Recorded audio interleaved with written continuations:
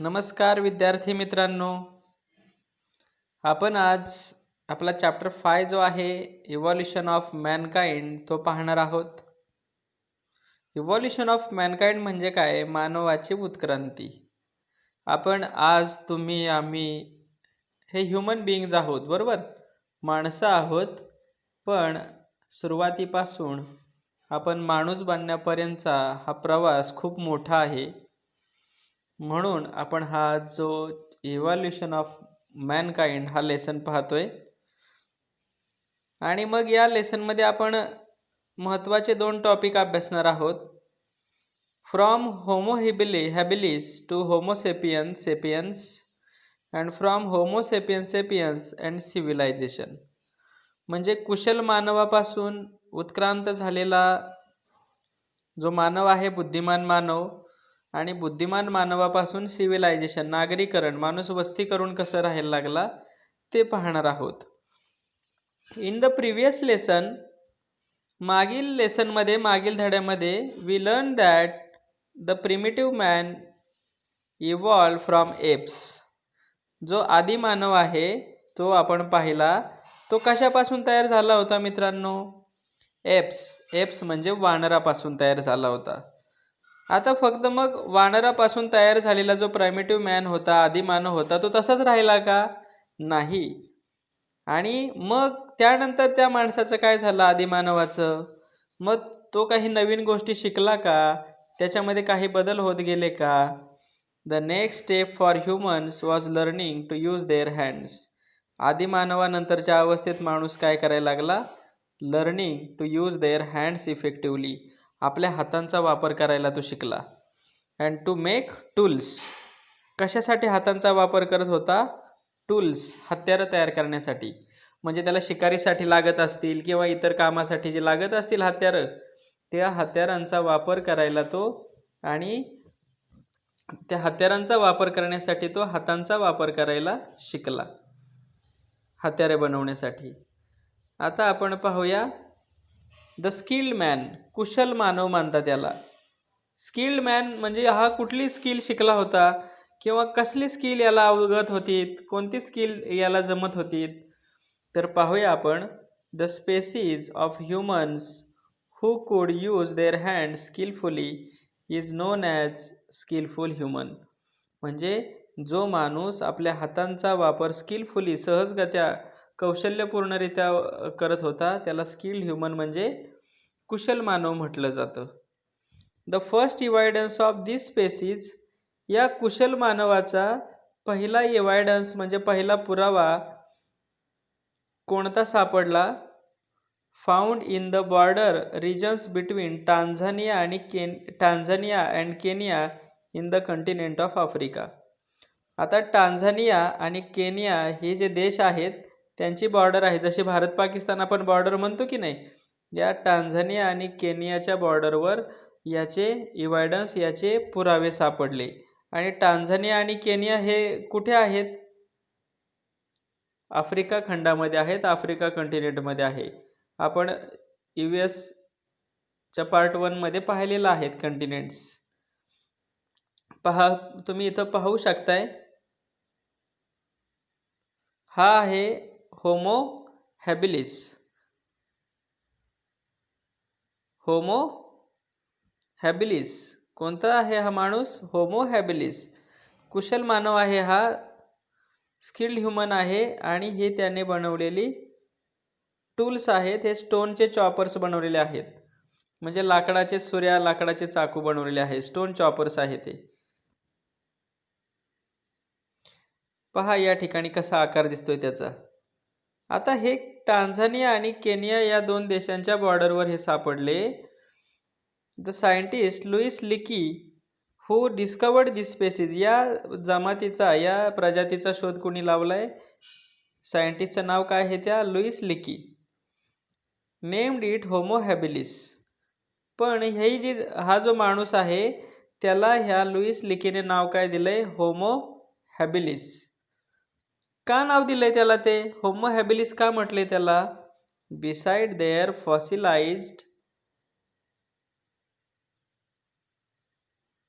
Fossilised remains त्याचे जीवाश्म सापडले, त्याचे जे अवशेष सापडले, त्याचे जे सांगाडे सापडले, he found some tools made by them. त्याला माणसाच्या सांगाड्याबरोबर त्यांनी काही जे टूल्स वापरले होते, काही हत्यारं वापरली होती, अवजारं वापरली होती, ती सुद्धा त्याच्या रिमेन्ससोबत सापडलेली आहेत, त्याच्या अवशेषासोबत सापडले आहे. इन लॅटिन म्हणजे लॅटिन भाषेमध्ये होमो मीन्स मॅन. लॅटिन भाषेमध्ये माणसाला होमो म्हटलं जातं.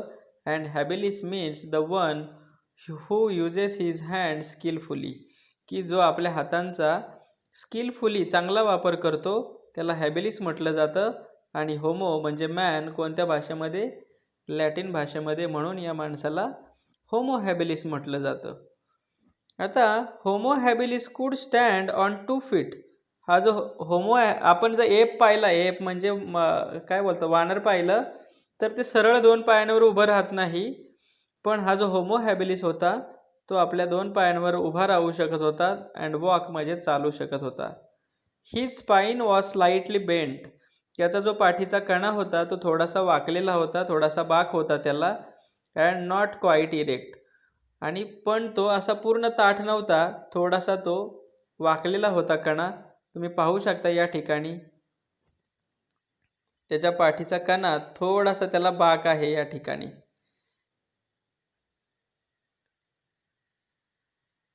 पण तो पूर्णपणे ताठ नव्हता. His brain was bigger than that of the apps. त्याचा जो ब्रेन आहे ना, मेंदू, तो वानरापेक्षा मोठा होता. म्हणजे एपपेक्षा हा थोडासा बुद्धिमान असणार आहे. Although his face and limbs were somewhat similar to theirs. पण त्याचा चेहरा आणि त्याची ठेवण जी होती ती एप म्हणजे वानरासारखीच होती.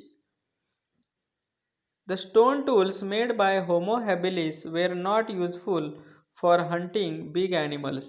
त्यांनी जी हत्यारं तयार केली होती ना, तर त्या हत्याराने तो मोठ्या प्राण्यांची शिकार करू शकत नव्हता, किंवा मोठ्या प्राण्यांची शिकार करण्यासाठी उपयोगी हत्यारं ती त्याने बनवली नव्हती.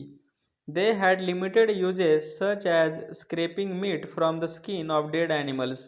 एखादा प्राणी मेलेला असला ना आणि त्याची जी स्किन असते ती स्किन तो काय करायचा, त्याच्या टूल्स जे असायचे त्याने तो खरवडून काढायचा. Or breaking bones to get the marrow. आणि त्या हत्यारांच्या साह्याने तो काय करायचा, दगडांच्या साह्याने हाडं जे असतात ना प्राण्यांची, बोन्स, ती ब्रेक म्हणजे तोडायचा. कशासाठी तोडायचा? टू गेट द मॅरो, त्याच्यामधला मगज मिळवण्यासाठी. तुम्ही खेकडा पाहिला असेल किंवा कोणतंही कोंबडी किंवा कधी नॉनव्हेज खाल्ला असेल, तर त्याच्या जो हाडं असतात त्याच्यातून असा मगज येत असतो, त्याच्यातून पाणी येत असतं. तर हा मगज खाण्यासाठी तो दगडांचा किंवा त्याच्या टूल्सचा वापर करायचा. We can infer from this that Homo habilis was a forager. He ate the leftovers of animals that had been hunted by other animals. तो स्वतः शिकार करायचा नाही. He ate leftover of animals that had been hunted by other animals. दुसऱ्या प्राण्यांनी जे काही खाल्लंय आणि जे खाऊन उरलंय ते तो खायचा. तो स्वतः जास्त शिकार करायचा नाही मोठ्या प्राण्यांची. It is possible that he hunted small animals and gathered eggs, wild fruits and roots to eat. त्याने मोठ्या प्राण्यांची शिकार केल्याचं आढळत नाही, पण त्यांनी छोट्या प्राण्यांची शिकार केलेली असावी. आणि काय केलेलं असावं? गॅदर्ड एग्ज, अंडी गोळा केली. वाईल्ड फ्रूट्स, रानातली जंगलातली फळं गोळा केलेली असावीत. रूट्स टू इट, आणि मुळे जे असतात, उदाहरणार्थ रताळे, बटाट्यासारखी जी मुळं असतात, कंदमुळे, ती त्याने खाल्लेली किंवा त्यासाठी तो ती खात असावा. तो असा होता होमो हॅबिलिस. आता आपण पाहणार आहोत Homo erectus. Homo erectus marks an important stage in human evolution. मानवाच्या उत्क्रांतीमधला महत्त्वाची स्टेज आहे होमो इरेक्टस. आता होमो हॅबिलिस म्हणजे आपल्या हातांचा स्किलफुली वापर करणारा.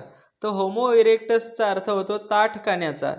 त्याचा जो पाठीचा कणा होता तो ताठ होता, म्हणून इरेक्टसचा अर्थ होतो the one who stands erect. जो ताठपणे उभा राहू शकतो त्याला म्हणायचं erectus. Hence the name Homo erectus compared to Homo habilis, he had a more developed brain. म्हणजे जो होमो हॅबिलिस होता त्याच्यापेक्षा याचा ब्रेन जो मेंदू अधिक विकसित होता, म्हणून एपपेक्षा होमो हॅबिलिस हुशार होता आणि होमो हॅबिलिसपेक्षा होमो इरेक्टस हुशार होता. Humans of the homo erectus species live in groups. हा जो होमो हॅबिलिस होता तो एकटा राहत असावा, पण हे जे होमो इरेक्टस होते they lived in a groups, ते समूहाने राहत होते, एकत्र मिळून राहत होते. आता या होमो इरेक्टसचं सगळ्यात महत्त्वाची गोष्ट पहा काय आहे. Having seen wild fires. ह्या होमो इरेक्टसने जंगलातले वनवे पाहून ह्युमन्स न्यू अबाउट फायर, त्याला आगीचा शोध लागला. It is likely that Homo erectus had learned the technique of fetching the burning branches of trees to use that fire. म्हणजे जंगलातील आग लागलेल्या जळत असलेल्या फांद्या तो आपल्या आगीजवळ आणून ती आग पेटती ठेवण्याचं स्किल त्याला अवगत झालं. ड्युरिंग हिज टाईम, त्याच्या काळात, most of the earth was covered with ice sheets. म्हणजे पृथ्वीवर जास्त प्रमाणात बर्फ होतं त्याच्या काळामध्ये. देअरफोर, पृथ्वीवर त्या काळात जास्त बर्फ होतं म्हणून the climate was extremely cold. त्या काळात तापमान खूप थंड असावं. Homo erectus could survive in that extremely cold climate because he had learn to use fire. आणि तशाही थंडीमध्ये तो राहू शकत होता. का? कारण की त्याला आगीचा शोध लागला होता, आगीचा वापर करायला तो शिकला होता. However he had not eight mastered the technique of making fire. त्याला जंगलातील आगीचा तो वापर करत होता, जंगलातील वणव्याचा वापर करत होता, पण तो स्वतः आग तयार करण्याचं किंवा आग लावण्याचं तंत्र किंवा टेक्निक त्याला सापडलं नव्हतं. आता याने सुद्धा काही टूल्स निर्माण केले. कुणी? होमो इरेक्टसने. कसले टूल्स तयार केले? ते कसे होते? डेव्हलप होते and symmetrical to compared those made by Homo habilis. Homo हॅबिलिसने तयार केलेले जे टूल्स होते ते ओबडधोबड होते. ह्याने तयार केलेले त्याच्यापेक्षा थोडेसे डेव्हलप झालेले होते आणि सिमेट्रिकल शेपमध्ये होते. Homo erectus made tools like hand axe. त्याने हातकुऱ्हाड तयार केली. होमो इरेक्टसने सगळ्यात महत्त्वाचं कोणतं टूल तयार केलेलं आहे? हँड ॲक्स, हातकुऱ्हाड तयार केली त्याने. Remains of Homo erectus have been found along with his tools in the continent of Africa, Asia and Europe. आता जो होमो इरेक्टस होता त्याचे जे रिमेन्स आहेत, त्याचे अवशेष आहेत, ते कुठं कुठं सापडले? आफ्रिका, एशिया, युरोप या तिन्ही खंडामध्ये सापडले. आणि होमो हॅबिलिसचे फक्त टांझानिया आणि केनिया या ठिकाणीच सापडले होते. अशा पद्धतीने आपण होमो हॅबिलिस आणि होमो इरेक्टस ह्युमन जे आहेत त्यांची माहिती पाहिलेली आहे. आपण पुढील व्हिडिओमध्ये याच्या पुढचा पार्ट पाहणार आहोत. नेअँडरथल मॅन. असे हा पूर्ण लेसन आपण स्टेप बाय स्टेप पाहणार आहोत. तुम्हाला मित्रांनो काही गोष्टी समजल्या नसतील, यातील काही कन्सेप्ट क्लिअर नसतील तर तुम्ही खाली कमेंट बॉक्समध्ये कमेंट करा. पुढच्या व्हिडिओमध्ये मी ते दुरुस्त करण्याचा प्रयत्न करेल. थँक्यू.